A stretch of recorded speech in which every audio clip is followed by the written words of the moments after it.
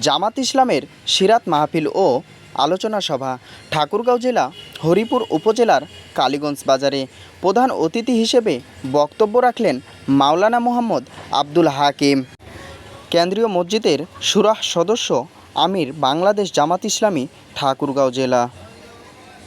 প্রাণ পুরুষ আল্লামা দেলোয়ার হোসেন সাঈদী, আল্লাহ তাআলা তাকে জান্নাত নসিব করুন।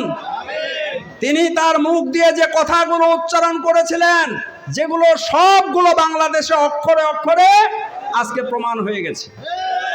তিনি বলছেন, এদেশের 16 কোটি মানুষ যদি ঝাঁকুনি দেয় শেখ হাসিনা, তাহলে দিল্লিতে পালাই যাবেন, দেশে থাকতে পারবেন না।